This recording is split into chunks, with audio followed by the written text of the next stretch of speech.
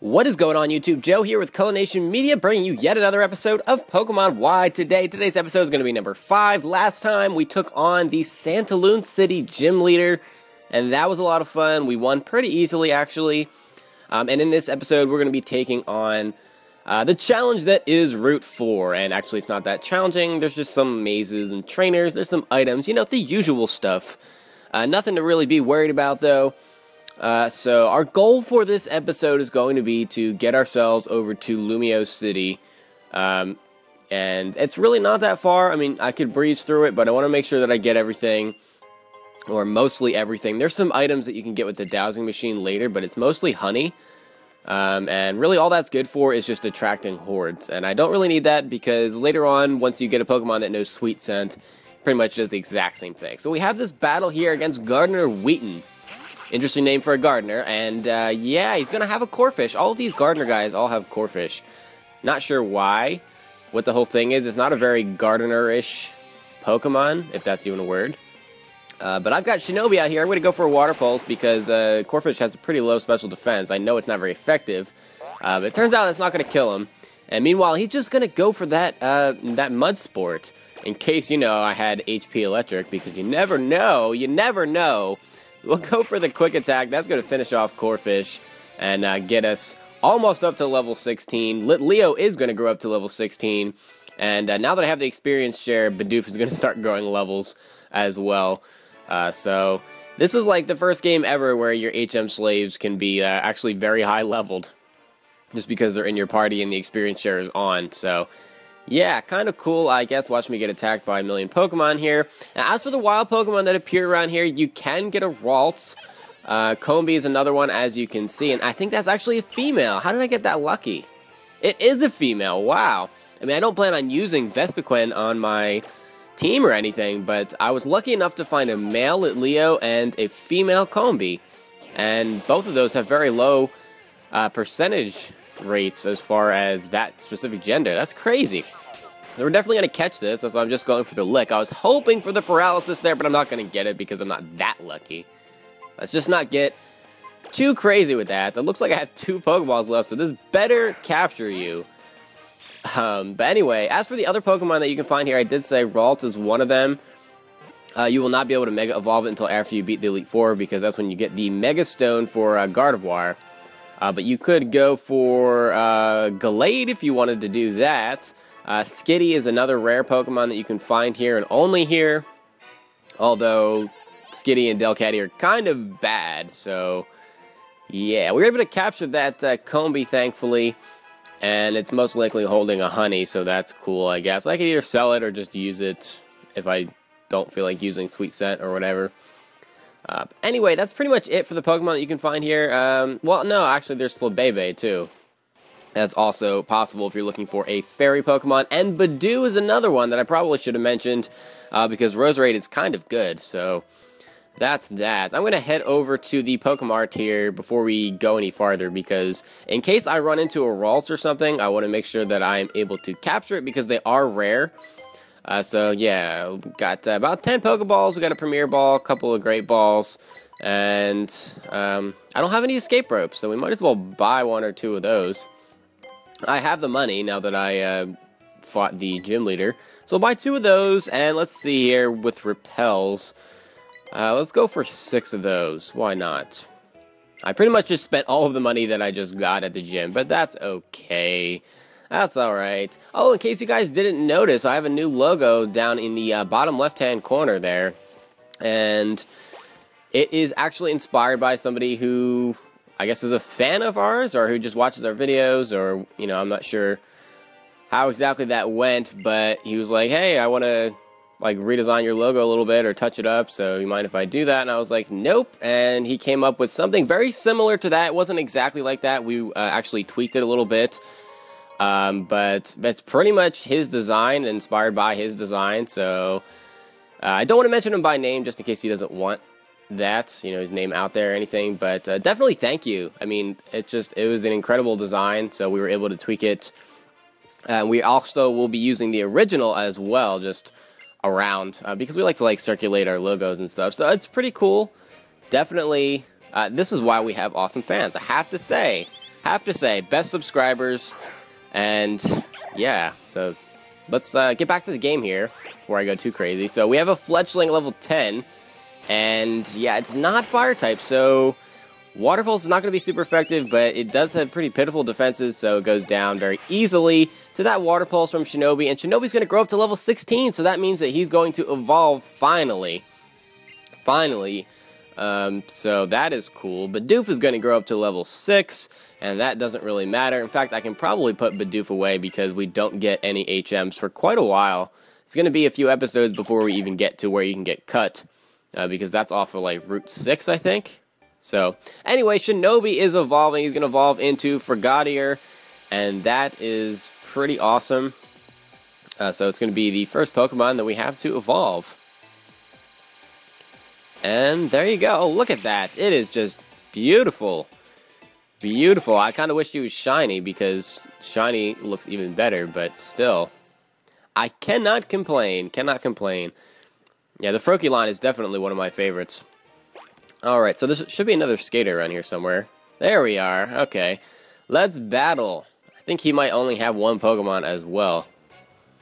Yes, he does. Okay, so he's going to have a Pidgey, and that should be very easy to take out. Very, very easy. So let's get our Shinobi out there, break him in, and there's no way in the world that this Pidgey at level 10 is going to survive a Water Pulse. No way. So down it goes. Bam. So basically, I'd like to share my plan with you guys as far as this this series goes. I'm gonna try to like power through this a little bit because right now I don't have a versus recorder, you know, because I don't have two versions of the game or anything like that. So there hasn't been any Wi-Fi battles going up or anything like that. So I'm gonna try to like bulk record and get a bunch of these out and try to get it to where it's like 2 to 3 episodes per day. And you know, obviously some days there will be only one, or none, depending on how my computer or internet or YouTube decides to act. But most days I'd like to have it be where there's 2 to 3 episodes going up on the channel. That way we can get through this series. Not that I want to rush it or anything, but I want to at least bulk record so that I can get back to some Wi-Fi battles and stuff. But that's pretty much it. And then maybe once we get the versus recorder, maybe we can start doing some battle spot videos, kind of like a road to ranked type thing where we do some live battles, stuff like that, alongside the usual Wi-Fi battles that I do, and then maybe throw in another game, either another Pokemon game or another just Nintendo game in general, and mix things up a little bit, get some variety going. So basically that's the plan. I don't know. Not anything is set in stone, so anyway. Alright, so I'm just rambling this episode. I don't know what the hell I'm talking about. So we have Burmy here. It's going to be a level 7. I've got Riolu out, and Quick Attack barely doesn't take this thing out, and that sucks. We have to take a tackle, but it only does 2 HP. And apparently, this trainer has a Super Potion. I think I only have like 1 or 2 of those. I don't know how this person has one. But sadly, this Burmy's going to get high rolled the second time around, and Quick Attack takes it out in 1 hit, so that's actually kind of comical. So out comes another Burmy. This thing is also at level 7, and it is the Sand Cloak. It does not change types as Burmy, though. It only changes types when it's Wormadam. So it's still just a Bug type. Quick Attack just takes it out. And I'm assuming the next Burmy is going to be a Trash Cloak Burmy. And again, it's going to stay the same type, so it's not Bug and Steel. It's just going to be Bug Pokemon. So let's bring out Litleo, though. Why not? Riolu's been getting enough action. And we should be able to go for an Ember, unless it goes for the Protect, which is also possible. But nonetheless, it should take it out whenever it decides to hit. He doesn't go for the Protect. He's just going to go for that Tackle to get damage. But that's too bad, because Ember's too much for Burmy to handle. Down it goes. And Bidoof is going to grow up to level 7. Not that I really care about that. But yeah, that's the end of that battle, so that's pretty cool. A lot of these trainers just have a lot of the same Pokemon, I feel. It really starts to add in more variety later on in the game, but it's going to take at least another badge until we get to that point where we start seeing some different Pokemon. But let's battle this kid, this little kid that's just running around. I don't know where this kid's parents are. He's like, I don't know, maybe 5? Why is he just running around in the middle of the road? I don't get it, man. So he's going to have a Magikarp, and that does not scare me one bit. Magikarp, level 9, and yeah, Force Palm from Riolu is just going to take this thing out completely. So I would imagine that this Riolu is actually getting kind of close to evolving, I would assume. I do have a soothing, like, core training bag that I can use on it to raise its friendliness. And I didn't capture it with a luxury ball, so that kind of sucks too, because that just helps things along a little bit. But basically, it needs to reach the happiness threshold, and it also needs to be daytime, I believe, for Riolu to evolve into Lucario. So maybe not the next couple of episodes, because it's actually getting later here. So if I record them right after this, it will probably be a couple episodes before we see Riolu evolve. But I'm not in any rush. Just thought I would mention it. So this guy's got a Corphish, of course, because he's a gardener, and that's what he does. They all love their Corphish.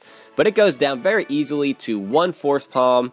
It's not super effective like it would be on his evolution, Crawdaunt, because he just is a pure water type in his base form. So, oh well. Looks like there's an Ether over here in the corner, and I probably won't use that. I really don't have issues with PP too often in-game.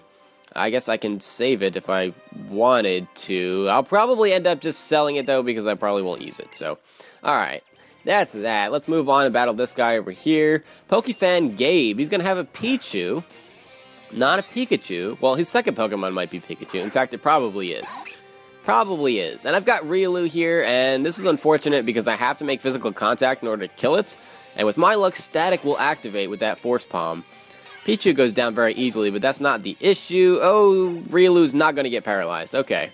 Awesome. Pikachu is next, and I am definitely going to switch out to something that can hit it with a special attack and not have to make that physical contact because I'm not interested in being paralyzed. There's a couple more battles on this route, and I'd like to spread the love around to all my Pokemon, so... because I'm cool like that, man. Alright, so out comes Shinobi. I should outspeed this level 9 Pikachu, and I do. Water Pulse. And Pikachu has pretty bad defenses, honestly. Just incredibly bad physical defense, and not so great special defense either. So it goes down to that Water Pulse. Shinobi's going to grow up to level 17, which is great. Bidoof is going to grow up to level 8. And oh yeah, I have Combi with me. I forgot to put him in the box. But he's going to grow up to level 11. And not that that really matters. I think Combi evolves at level 20. Just for those of you that would like to use him. But I'm not going to use him, or her, I guess. Let's switch Leo. For some reason, I trip over my words almost every time that I try to say his name. I don't know why. It's the alliteration, I guess. It just gives me issues. Alright, so, preschooler Mia. She's going to have a Badoo, and this thing is going to be grass and poison, so that's awesome. That's a great matchup for Leo. And it looks like he's going to grow up to level 17 after we kill off this thing. So we'll just go for the Ember. That'll be super effective. Level 9 Badoo has no chance. If you do capture Badoo and you want to evolve it, I believe that is also a happiness thing. It also has to be daytime, just like with Riolu. So it might be a while before it evolves into Roselia. If you want to wait a little bit, though, you can actually capture a Roselia on Route 7, I believe. So it's not really that far away. If you wanted to wait. So that's what I would recommend, honestly, instead of trading Badoo. So that's that. Okay. So it looks like we have another Gardener up here. He's undoubtedly, without a doubt, going to have Corphish. So let's battle him. And he has nothing interesting to say. I was skimming it, but he has nothing interesting to say. Why do they all have, like, these hedge cutters? That's crazy. I feel like it's dangerous with all these kids just running around. But anyway, what do I know? So we got Riolu out here. We'll go for the Force Palm. I know it kills these things in one hit. Corphish, I guess, just is pretty frail. And it doesn't get much better once it evolves either. Even in the competitive... I can't talk today. Even in the competitive scene, Crawdaunt is pretty bad on the defensive side. And it's mainly just used for adaptability and its high attack stat. Even with Dragon Dance, I mean, it's pretty slow too. So it definitely has its disadvantages. But with the buff to knockoff, Crawdaunt is just can be crazy powerful. So it looks like that's going to be a net ball up there in the top left-hand corner of your screen. That's pretty cool because that helps capturing bug-type Pokemon and water-type Pokemon. But yeah, I'll probably use that. But it looks like we're going to meet some new characters here. Hello there! Have you ever heard of a Pokemon called Flabebe? Oh, I see, it's registered in your Pokedex. I haven't captured one, but I guess I've seen one. That's what I would expect from one of the professor's hand-picked Pokemon trainers. Flabebe is, now brace yourself, a Fairy-type Pokemon. Fairy-type is a new type. This turned the entire type matchup on its head, blah blah blah. Okay, so apparently her name is Sina. It's a beautiful name for a beautiful lady. And I'm Dexio. 2 years ago, Professor Sycamore entrusted me with a Pokedex and apparently strange outfits. You could call me a Pokemon Voyage veteran. If you'd like, I'll show you the way to the lab, so come along now. Okay. But, whatever. I'm not even going to say what I was thinking. So let's just head on through there. There's nothing more that we can do here on Route 4. Let's talk to this guy. What do you have to say? Nothing interesting. Alright, so this is going to lead into Lumiose City. We finally made it. And we can head on over to the lab. And before we do, though, this guy, Dexio, is going to give us TM27, which is Return. And I will be teaching that probably to Riolu. Because, well, I'm working on his happiness, so Return should do a decent amount of damage.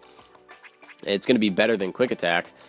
I do have Infestation as a TM now, since I beat the gym leader last time, but that's not really going to do me any good because none of my Pokemon can learn it. So that's kind of a problem. I guess I can get rid of Endure. I'm not going to be using that for anything whatsoever, so we'll just go for the Return instead of Endure there. So that's cool. It just gives him an extra attacking move that's a little bit more powerful than Quick Attack. Even if his happiness isn't maxed out yet, it's still going to be more powerful than Quick Attack. Alright, so welcome to Lumiose City. This is the largest city in the Kalos region, and it is crazy big. Lots of winding streets, it's very easy to get lost, lots of buildings, all that good stuff. So this lady, Sina, here is going to show us the way to the Pokemon Lab, and it's pretty much a straight run, as you can see, and it's not that far from this entrance to the city either. So we can head right on over there. There should be a Pokemon Center somewhere around here as well. And there's not really a whole lot we can do in the city other than go to the lab. There is a restaurant battling thing that we can do, and I'll probably do that in the next episode really quick before we head out of the city. And the Pokemon Center should be right across the street from this place right here. But I'm actually going to call it an episode here. Next time we'll go meet the professor, we'll get ourselves another starter Pokemon, and go visit some of the restaurants. Well, probably just one restaurant, but yeah, and then we'll go from there. But that's it for this time, guys. Thank you very much for watching. Please leave a like on this video if you enjoyed it, and I will see you for the next episode. But until then, game on.